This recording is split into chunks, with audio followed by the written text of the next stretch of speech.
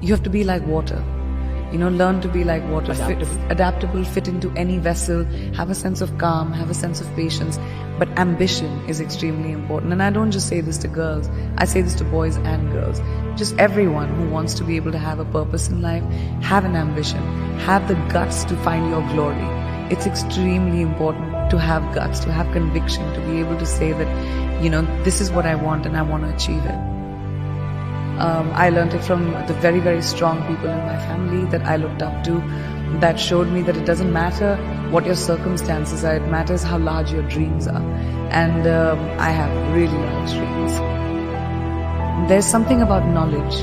There's something about if you learn, even if you don't know something, if you have an ambition to be somewhere, if you prepare yourself, you have the ability to be better than everyone else. I like to be prepared for everything, even if it's an interview, even if I'm going for a red carpet, even if something is trivial to someone. Honesty is very important in relationships, whether it's with friends, whether it's with family, whether it's with your loved one, whether it's in a romantic relationship. I think being real to what you really are feeling is very important. And a lot of people don't have the guts to do that because we are always pretending to be a certain way so that we can maintain a relationship. But I think the healthiest relationships happen when you have the ability to call out someone and say, well, that's not right, or I don't feel a certain way and you're wrong or you're right, and to be able to talk about it. It takes taking that cloak of being careful about your emotions off, but that's very important. I really feel like you are defined by, every time you're defined by what you do next, not what you left behind. There's no point of doing the same thing over again. I try not to do the same thing over again. You have to take risks. Risks are so important in evolution. Playing it safe, yeah, you can have an existence, but you'll never be someone who's a trailblazer. My dad was extremely sensitive, but he was also like my biggest champion. The one thing that I learned from him was the hustle. He always taught me that don't be afraid of the failure. What you do next after failure is what will define you. Everyone fails. It's going to happen to you, it's going to happen to me, it's going to happen to everyone.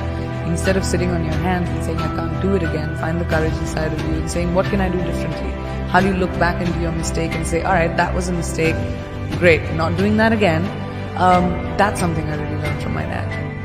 My parents never wanted me to have a what if in my life. What if I had done it? What if I had tried that?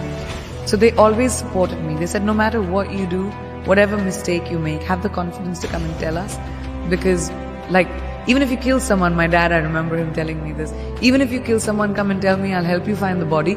I'll help you bury the body, but then I'll take you to the cops too. So you'll always have to have courage of conviction.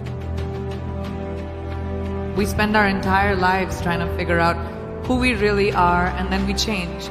And then we figure it out, and then we change again. And I think that's the most constant, right? I'm constantly changing, constantly evolving, and I'm hoping that everyone's still curious about me as I keep doing that.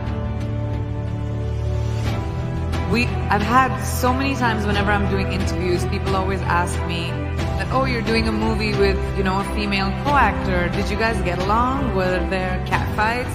But when it comes to boys, they say, oh my gosh, that looks like a bromance and everyone got on so well. So I feel like over time, because women have the lack of opportunity, we were pitted against each other because there were only 5 opportunities, 5 places a woman could be hired. And so we were elbowing each other out to get to that one spot. So the crux of the problem is the lack of opportunity for females. And the more opportunity we create for each other, the more sisterhood will grow. We're 50% of the world's population. We need to be represented in every field like that. We need to be empowered by each other, by the people who are in positions of power, by putting us in positions of power. So I realized many, many years ago that the more I champion women in my own small way, maybe I'll be able to create a world around me at least where, women run the show, because we kind of do it really well. We just aren't given the opportunity enough, Yes! When I was very young, I started working when I was 17 years old. And I remember my mother telling me this really young, that women should be financially independent. It doesn't matter who your father is, doesn't matter who your husband is going to be, doesn't matter who your brother is, it doesn't matter who the man in your life is. You need to be responsible for your finances and be financially independent.